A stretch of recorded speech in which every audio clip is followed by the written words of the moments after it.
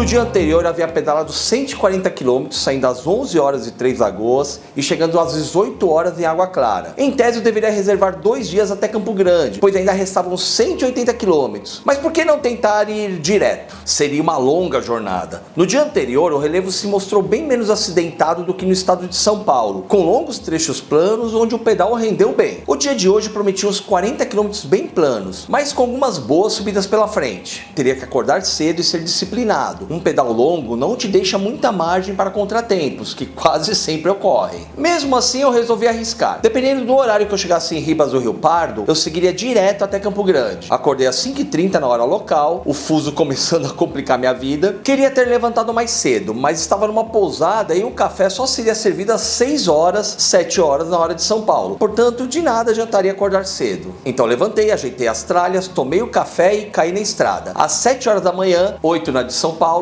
que bagunça, estava num posto de gasolina na saída da cidade, onde aproveitei para encher minhas garrafinhas com água gelada. Pedalei mais um pouco e cheguei ao Rio Verde, que beira a cidade de Água Clara. Como ainda havia sinal de celular, dei as minhas tweetadas matinais e registrei o sol que tentava surgir entre as nuvens. Bom sinal, isso significava que teria alguns momentos de sombra durante a viagem. Seria uma corrida pelo sol que estava nascendo em minhas costas e iria se pôr no meu destino. A estrada tinha acostamento praticamente em quase todo o trajeto até Campo Grande. E para variar, os motoristas inconsequentes faziam a festa, já que não encontrei na estrada nenhuma fiscalização, muito menos bom senso por parte da maioria dos motoristas. Por pouco não virei paçoca quando um caminhão cegonha descarregado, que vinha no sentido contrário, tentou ultrapassar outro caminhão ignorando um carro que vinha atrás de mim. Esse outro carro foi obrigado a invadir o acostamento para evitar uma tragédia. Questão de segundos na relação tempo e espaço, eu estaria justamente no ponto em que o carro invadiu o acostamento. Entre colidir de frente com o caminhão e um ciclista no acostamento,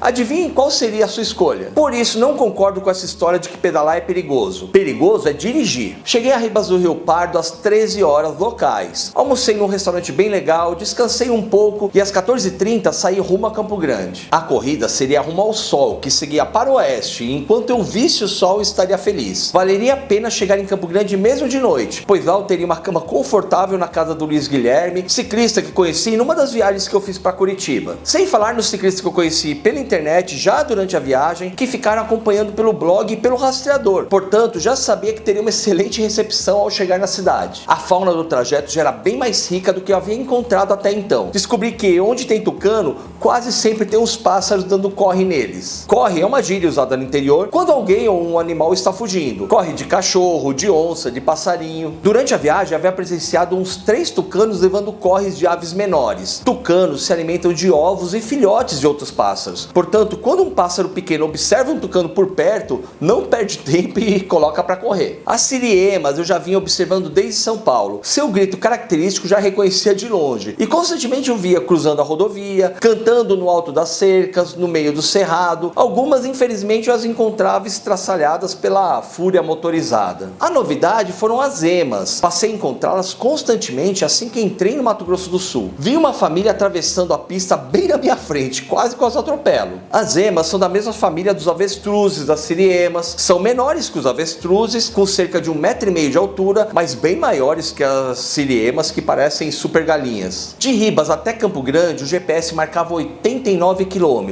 Sabia que encontraria um posto de gasolina a cerca de 40 km de Ribas. A partir de então, a água passou a ser um problema. Sequei todas as minhas reservas e passei a repensar o uso das águas dos riachos que cortavam a estrada. Depois de uma longa descida, cheguei a um desses riachos, pensei em descer até ele, mas perdi a coragem. Olhei no horizonte e avistei lá no alto o que parecia ser uma fazenda. Pensei em pedalar até lá e pedir água. Diferente do estado de São Paulo, quando você raramente tem que pedalar distância maior do que 40 km sem passar por uma cidade ou uma vila, sabia que do Mato Grosso do Sul em diante, a distância entre trechos com áreas urbanas seriam maiores. Subi a ladeira rumo à fazenda, mas para minha surpresa, assim que me aproximei, percebi que era o tal posto de gasolina que me disseram haver no caminho de Campo Grande. Lá mandei para dentro um isotônico, um guaraná com açaí e enchi minhas garrafas nos bebedouros de água gelada que quase todos os postos de estrada possuem. Faltavam 51 km até Campo Grande e logo que saí do posto, peguei um vento a favor que trouxe uma motivação extra. Pedalei muito forte e venci em pouco mais de meia hora os primeiros 20 km.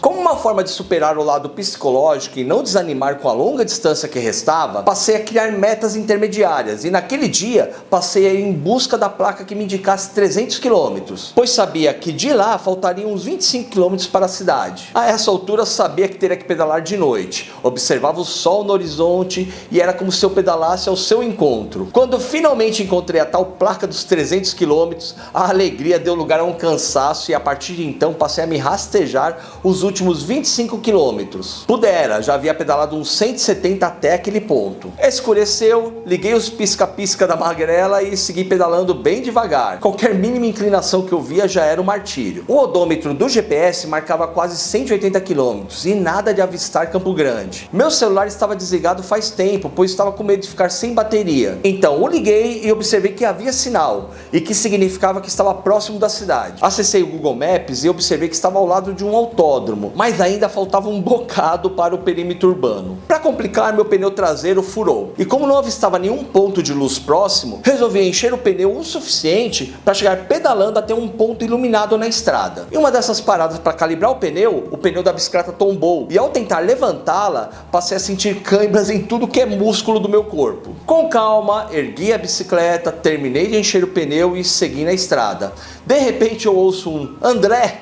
Era o Ianco, um morador de Campo Grande que estava me acompanhando pelo blog. Quando ele viu no rastreador que eu estava no posto de gasolina, pegou a bicicleta e partiu para me encontrar na estrada. Aproveitei a sua presença e consertei o pneu ali mesmo. Descobri que o causador do problema era um ridículo caco de vidro. Pedalei os últimos quilômetros e cheguei a Campo Grande. Logo segui rumo para a casa do Guilherme, um brother que conheci em Curitiba. E antes mesmo de sair de São Paulo, ele me disse para ficar na casa dos pais dele. Ele estudava em Florianópolis e tinha ido para Curitiba para participar de um dos bondes de Curitiba que organizei. O conheci pessoalmente durante a descida da Estrada da Graciosa, mas confesso que nem lembrava do rosto dele, até porque são tantas pessoas que eu converso nesses eventos que é necessário ocorrer algo significativo para me lembrar posteriormente da pessoa ou revê-la numa outra situação. Depois desse evento, trocamos algumas mensagens pela internet e só, mas quando fiz o anúncio da viagem em meu blog, ele foi um dos primeiros a mandar mensagem oferecendo apoio durante a minha passagem pela cidade. Nessas horas, mesmo não sendo religioso, tenho que agradecer esses anjos vivos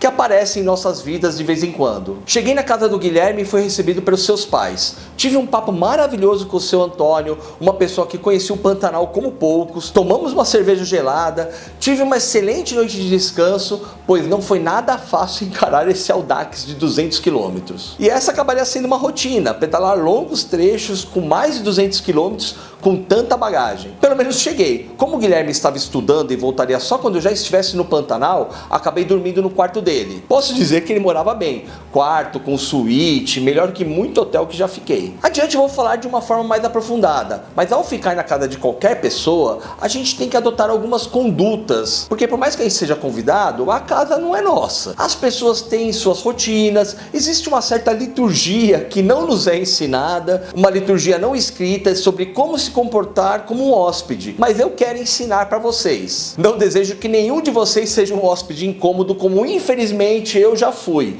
inclusive nessa viagem. Mas isso será assunto para outro vídeo, porque agora chegou o momento do tão esperado like, que a maioria de vocês já deve ter dado. Já fez um pedal bruto como esse, 200km com uma elevação de 1.500 metros? Conta aí nos comentários como foi sua experiência. Pensa na possibilidade de ser um inscrito ou membro do canal. Aqui você vai conferir como foi minha partida de Três Lagoas. E aqui como gastei quase uma semana em Campo Grande me preparando para encarar o Pantanal em estado bruto. Um forte abraço e até breve.